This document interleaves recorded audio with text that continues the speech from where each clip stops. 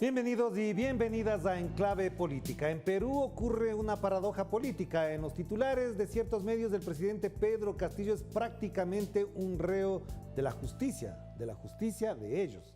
Y en las calles ahora las organizaciones sociales y populares lo respaldan, lo apoyan y obviamente le exigen más trabajo y más responsabilidad frente a la ciudadanía. Y tras un año de gestión parecería que los poderes fácticos no se resignan a la realidad y también proponen una desestabilización que ya parecería crónica para este país andino. Por eso queremos conversar con el historiador y exsecretario general del Movimiento Nuevo Perú, Álvaro Campana, para que nos explique cómo entendemos este momento de su país. Álvaro, qué gusto tenerlo acá. ¿Cómo está?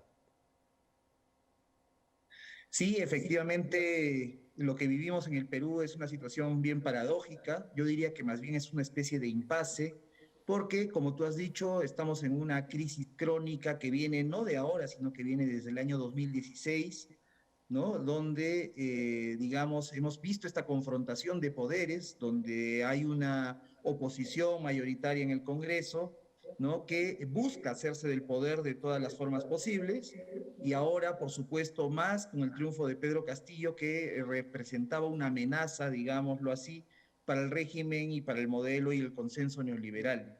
Sin embargo, este año lo que hemos visto es un desgaste tanto del Congreso, tiene una aprobación ínfima realmente, como incluso también del propio presidente de la República, que si bien es cierto, ahora tiene una especie de repunte en la aprobación. Hay un sector de la población que digamos, insiste en apoyarlo, pero como tú muy bien has dicho también, es cierto que del otro lado son los poderes fácticos y un sector de la ultraderecha que está en el Parlamento, quien sigue con sus intentonas de hacerse del poder por todos los medios y por cualquier medio, incluso ahora apelando a otros poderes, ¿no? Lo que hemos visto también en los últimos días, en las últimas semanas, es que desde la Fiscalía de la Nación hay una presión, digamos, por efectivamente buscar causales para que el presidente de la República salga del poder, ¿no? Del gobierno.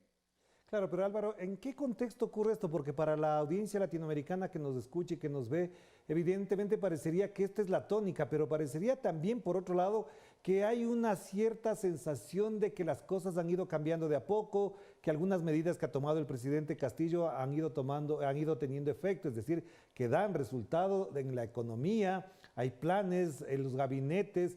¿De qué manera entendemos esta paradoja de la que estábamos hablando?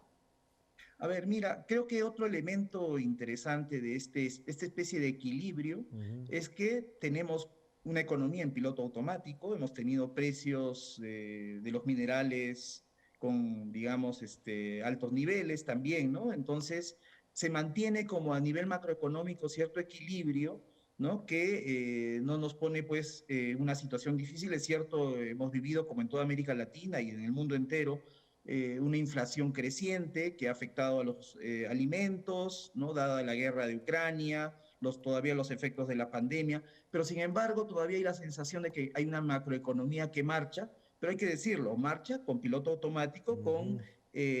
ministros que han respondido principalmente al neoliberalismo. Pero por otro lado, como muy bien dices, hay algunas medidas que sí han sido importantes, pero que se presentan dispersas, ¿no? No Ujú. como parte de un proyecto. Por ejemplo, todo lo referido al mundo laboral, ¿no? Donde se ha, digamos, promovido y aprobado una ley contra la terciarización laboral.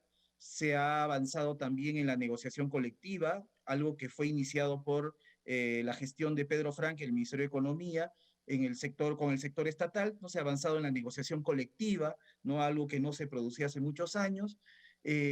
Ahora se ha mejorado también todo lo que son las condiciones para la sindicalización, lo que ha hecho reaccionar a la derecha, ¿no? Que quiere que sigamos con una legislación laboral absolutamente contraria a los trabajadores y los sindicatos. Pero esto, digamos, lo vuelvo a decir, responde a algunos sectores. Pero por otro lado, no tenemos también un ministro de Relaciones Exteriores que ha sido un anticomunista declarado y que de hecho sigue teniendo una posición reaccionaria respecto de varios temas, como por ejemplo el acuerdo de Escazú, ¿no? Entre otros. también se ha manifestado contra la Corte Interamericana de Derechos Humanos en muchos momentos. Entonces, lo que tenemos pues es un gobierno que no termina de mostrar una coherencia, que no termina de mostrar unas políticas claras. Lo hemos visto también en el tema de los fertilizantes, ¿no? El Perú, los agricultores en el Perú tienen dificultades para acceder a fertilizantes debido a la guerra en Ucrania. Esto ya viene de hace un tiempo, ¿no? Y es poco lo que se ha hecho desde el Ministerio de Agricultura, a pesar de que se anunció incluso una segunda reforma agraria, cosa en la que se ha avanzado realmente muy, muy poco. Claro, pero Álvaro, ya que mencionas todo esto, ¿hasta dónde la presión que ha tenido desde la derecha le obligó, evidentemente, a tener ministros de orden neoliberal? Pero esta presión ahora desde los sectores populares le va a obligar lo que él mismo ha dicho en algunas intervenciones a gobernar con los movimientos sociales. ¿Es posible contar con ese giro, este cambio, este renombramiento del presidente? Es decir, que pueda plantearse la presencia de sectores más progresistas o sociales o populares de las organizaciones del Perú. Sí, mira, Orlando, creo que el presidente está haciendo gestos, efectivamente, hacia varios sectores, pero creo que hay que recordar que hace un año el propio presidente de la República, yo estuve en varias reuniones de esas, por eso lo digo, se planteó la posibilidad de conformar un gabinete social, ¿no? Un poco al estilo de Bolivia, ¿no? Donde estén representados los movimientos sociales más importantes. Eso quedó en nada, ¿no? Y hasta ahora no hay ninguna iniciativa concreta al respecto.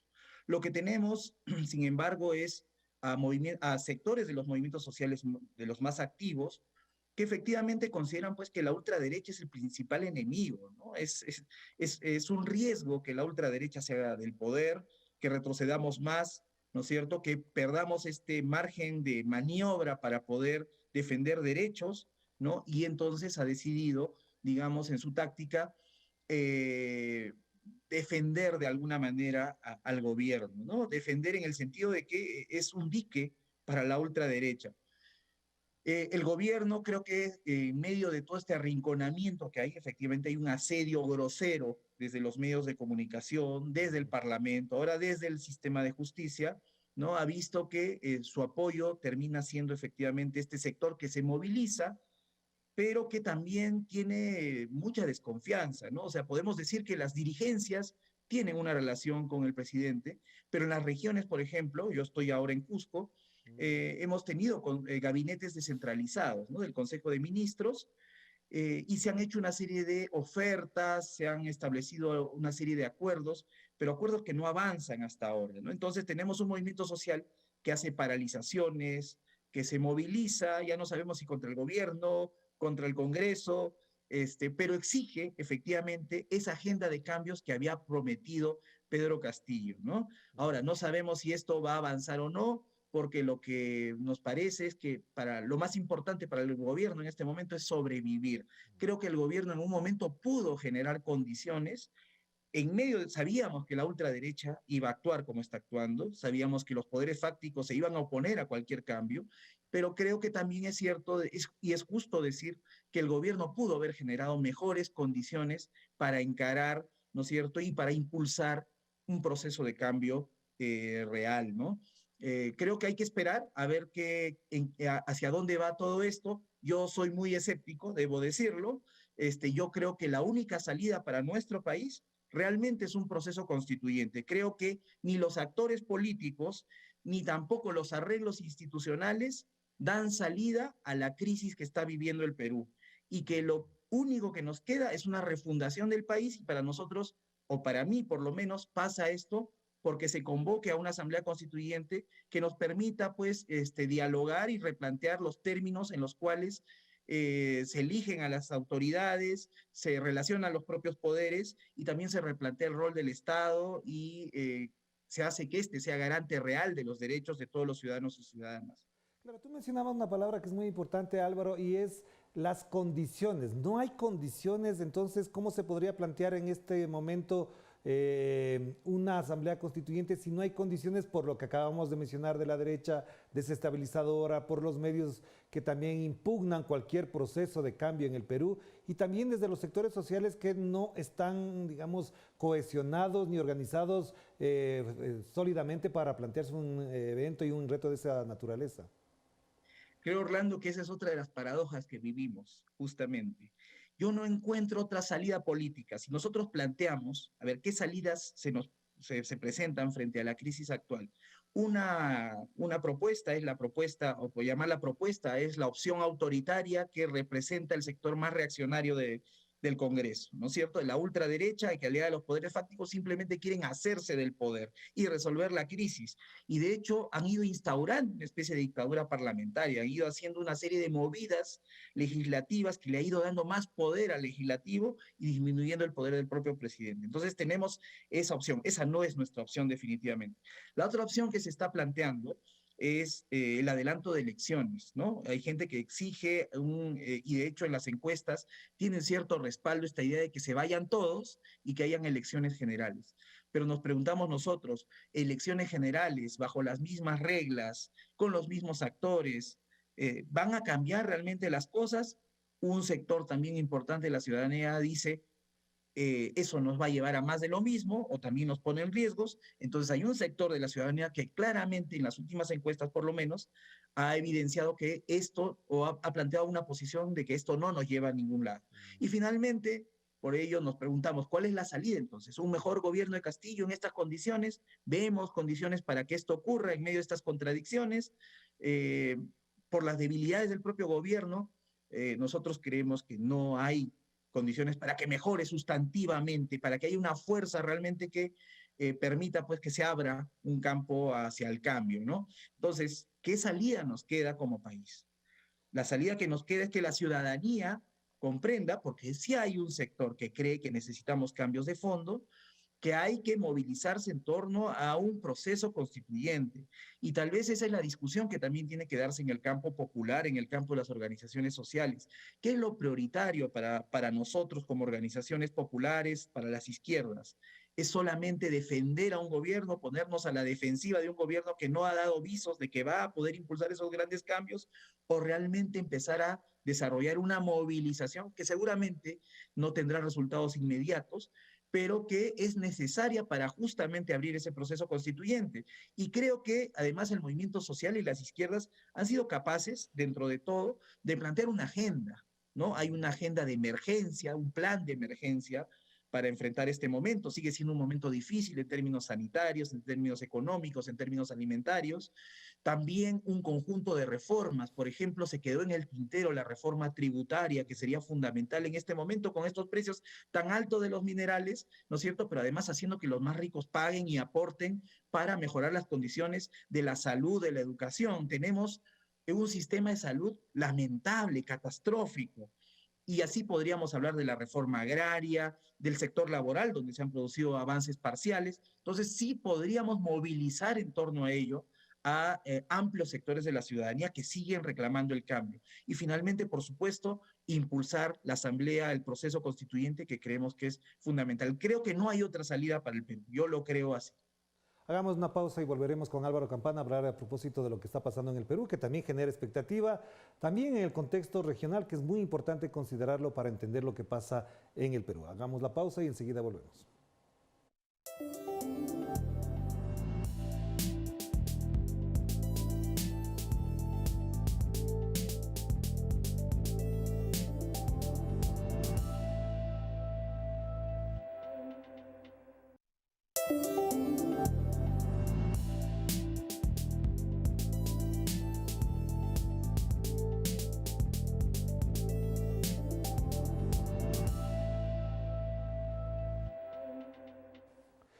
Estamos de vuelta aquí en Enclave Política. Seguimos conversando con Álvaro Campana, quien es, por supuesto, exsecretario del Movimiento Nuevo Perú y un historiador de reconocida trayectoria en ese país.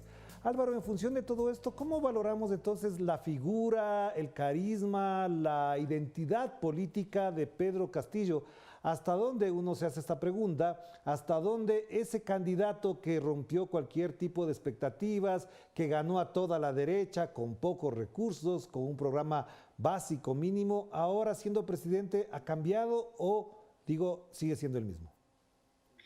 A ver, creo que valorando un poco lo que han sido los resultados electorales para tratar de entender quién es Castillo, es importante decir que la votación, la votación de la primera vuelta expresó en realidad varias minorías y efectivamente Castillo dio la sorpresa pero tuvo una votación mucho más baja que la que tuvo el segundo lugar en las elecciones pasadas. O sea, lo que tenemos es un escenario de fragmentación. Creo que Castillo sí representa el hartazgo de la ciudadanía frente al régimen, al modelo económico, y que ha tenido, digamos, su base social, que creo que es la que de alguna manera persiste, ¿no? En los sectores más empobrecidos de los sectores rurales, también en algunos sectores urbanos, ¿no es cierto? Entonces, esa es como la base de Pedro Castillo. Pero Pedro Castillo, digamos, no varias veces ha negado incluso ser de izquierda o, en fin, ha relativizado esta situación, como suele ocurrir con muchos políticos, ¿no? Que buscan tener seguramente una base social mucho más amplia, salir de una lógica solamente ideológica, lo que podríamos ver como positivo, pero creo que es importante tomar esto en cuenta, ¿no? Ahora, digamos, ¿quién es Castillo? ¿Qué representa? Hay una distinción que hacen aquí algunos analistas políticos entre la representación y la identificación. Creo que si algo representa Castillo o algo expresa, mejor dicho, Castillo, es justamente esa identificación de un sector del pueblo que ha visto gobernar a los de siempre, a esas élites racistas que han mostrado y evidenciado más que nunca su racismo en este periodo político, ¿no es cierto? Que son los que siempre han estado privilegiados, que han hecho y deshecho con el gobierno, y pues ahora encima tienen esta ofensiva grosera contra el presidente, lo insultan, lo agravian de todas las maneras, y creo que esta lógica de agravio justamente hace que un sector de la ciudadanía, más allá de que Castillo tome o no las medidas que le favorezcan, ¿no es cierto?, sigue defendiendo o sosteniendo la popularidad, que todavía que es una popularidad pequeña, es un sector de la población, pero sigue sosteniendo, digamos, a diferencia de otros otros mandatarios, ¿no? Este soporte para Pedro Castillo. Yo creo que Castillo representa eso, ¿no? Representa el gobierno de alguien inesperado para un país donde un sector importante de la ciudadanía ha sido excluida, ¿no? Y que en medio de un país racista, pues termina recibiendo el apoyo. Y mucha gente dice, no lo dejan gobernar al presidente, ¿no es cierto? O lo agravian como nos agravian a nosotros todo el tiempo. Entonces creo que eso es lo que en este momento sigue representando de alguna manera Castillo, ¿no es cierto? Esta identificación de este sector de la ciudadanía. Pero entonces, Álvaro, ahí entra otro tema, porque por supuesto el racismo que se ha revelado con fuerza, por ejemplo, en la campaña electoral de Colombia con Francia Márquez, en los procesos de protesta popular en el Ecuador, un racismo impresionante desde parte de los sectores medios, también estaría anclado, arraigado, diría yo, en la clase media y en la clase alta peruana. ¿Hasta dónde este tema del racismo en particular, que ya parecería una preocupación muy honda en América Latina, va a marcar también la pauta del comportamiento político de los peruanos, de los actores sociales, de los medios y, por supuesto, de los políticos? Claro, yo creo, Orlando, que hay digamos, frente a la evidencia de que hay avances desde el sector, desde el campo popular, desde las alternativas al neoliberalismo en América Latina, aparece pues su contrapartida, una reacción muy conservadora que exhibe, digamos, de manera explícita el racismo, ¿no?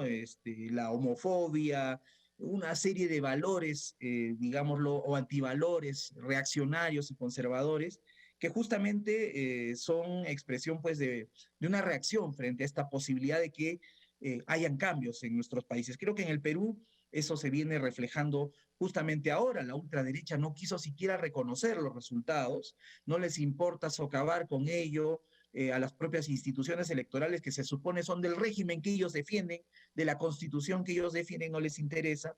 Entonces, bueno, exhiben estas formas de racismo. Lo vimos hace poco, lo hemos visto reiteradas veces con la anterior presidenta del Congreso de la República, Mari Carmen Alba, quien ni siquiera quiso darle la mano al presidente de la República, quien jaloneó a una congresista que representa un sector de los trabajadores de limpieza, bueno, y creo que representa a los trabajadores en general en el Congreso, ¿no? La jaloneó, y ella acaba de rechazar ser parte de la Comisión de Pueblos Indígenas, de pueblos andinos, indígenas, amazónicos, a la que se supone le había encargado, digamos, esta tarea su bancada, ¿no? Entonces, y encontramos pues otro tipo de expresiones que se hacen de manera, como digo, ya explícita, ¿no? Que es propio, digamos, de emergencia de esta ultraderecha fascistoide que además recorre el mundo entero y que cree que lo políticamente incorrecto o ir contra lo políticamente incorrecto, digamos, o correcto, es, bueno, hablar desembosadamente en términos racistas, clasistas, coloniales, ¿no es cierto? Eso es algo que tenemos que enfrentar en nuestros países sin duda, pero es producto también de nuestros propios avances y eso creo que es importante resaltarlo. Claro, Álvaro. Y una cosa que también queda flotando en el ambiente cuando se habla de la crisis política del Perú es esta amenaza que tiene la derecha de acusarle al presidente Pedro Castillo de traición a la patria por permitir, dicen ellos, la salida al mar de Bolivia. ¿Hasta dónde este es un elemento que puede sacudir a toda la sociedad peruana? Efectivamente hay mucha duda, mucho temor, recelo de que Bolivia pueda acceder al mar por territorio peruano. No, mira, yo creo que lo que ha hecho que el Congreso de la República tenga justa y la oposición, ¿no? Esa oposición reaccionaria, sea cada vez más ilegítima, tenga cada vez menos respaldo, son este tipo de argucias, porque son argucias, ¿no? Producto de una entrevista que le hace un periodista al presidente de la República, dice algo que han dicho además varios presidentes, que sí habría que ver la manera de hacer justicia con Bolivia, que habría que, digamos, darle una salida al mar. Alan García lo hizo, Fujimori lo hizo, Bolivia tiene, digamos, una franja del territorio que puede gestionar, Bolivia Mar, hay todo un complejo ahí, ¿no es cierto? Entonces, pretender usar la idea de traición a la patria es simplemente por una entrevista, además, algo que no se ha convertido ni en política de gobierno, no ha provocado un referéndum o una consulta, ni nada. Es realmente ridículo y creo que la gente cada vez más lo ve así, ¿no? Y ve a una oposición ultraderechista cada vez más haciendo el ridículo, buscando cualquier argumento para vacar y pareciera, y es justamente eso es una de las razones del descrito del Congreso, que la principal agenda de un sector del Congreso es la vacancia del presidente. Entonces, cada vez que ocurre algún hecho, hay que vacar al presidente y hay razones para vacar al presidente y creo que eso ha hecho que justamente ellos tengan una popularidad absolutamente reducida, ¿no? Y para finalizar, entonces, una pregunta que cabe en todo esto. ¿Hasta dónde en el mapa geopolítico de América Latina Perú puede estar influenciado por, digo, no a favor ni en contra, sino influenciado, y ahí está la complejidad de la pregunta, por la presencia y la existencia de gobiernos progresistas en Chile por el sur, con Bolivia también al sur, hacia el oeste y también hacia el oriente, perdón, y en el norte con Colombia, con un gobierno como el de Gustavo Petro que da signos de evidencias de que, por ejemplo, puede cambiar la política también exterior? Esto, digo, ¿hasta dónde puede influenciar en el comportamiento político de Pedro Castillo, por ejemplo, y de quienes lo respaldan ahora? Sí, bueno, creo que, digamos, el Perú siempre ha vivido como de espaldas, ¿no? Al resto de América Latina. Lamentablemente hay que decirlo, conocemos muy poco, se ha conocido muy poco, ha estado muy poco involucrado y finalmente el gobierno peruano siempre ha sido usado como un peón, ¿no? De los intereses norteamericanos, hay que decirlo claramente, ¿no? Sin embargo, en las últimas elecciones, en el sur sobre todo, se ha ido notando mucho la influencia de Bolivia, ¿no? Lo que hemos visto en Bolivia, los avances, se sienten como avances propios, se ven como ejemplos, digámoslo así, y lo que viene ocurriendo ahora en el caso de Colombia o Chile, también pues nos muestra que sí son necesarios muchos cambios y que es necesario también cambiar la política exterior. Acaba de producirse un apoyo, un respaldo internacional de varios presidentes progresistas a Pedro Castillo, ¿no? Como planteando que no se debe permitir pues una salida golpista, llamando a respetar la democracia en el Perú, etcétera. Nosotros esperamos que esto haga que por lo menos de alguna manera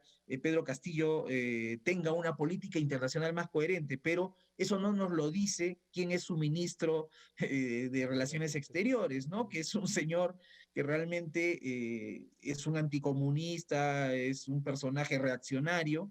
Entonces, eso nos llama la atención, ¿no? No hay una coherencia, pues efectivamente, en el gobierno hay una reacción al día a día para tratar de sobrevivir y a partir de ello se abren las puertas a los movimientos sociales, pero no se terminan de concretar orientaciones más claras que permitan avisorar, pues, que va a haber realmente cambios. Esperamos que sí, por supuesto, siempre tendremos la esperanza de que eso ocurra, pero por lo pronto creo que la salida para el Perú sigue siendo un cambio de fondo y creo que otros países nos lo están mostrando. Necesitamos cambios de fondo, creo que lo que está produciéndose en Chile, lo que se ha producido en Bolivia, lo que se ha producido en Colombia ahora, nos muestra que el camino son los cambios de fondo con el movimiento social, con los movimientos populares, construyendo una alternativa de mayorías. Gracias, Álvaro. Muy importante lo que acaba de mencionar nuestro querido invitado Álvaro Campana a propósito de lo que pasa en el Perú. Mando un abrazo, que estemos bien.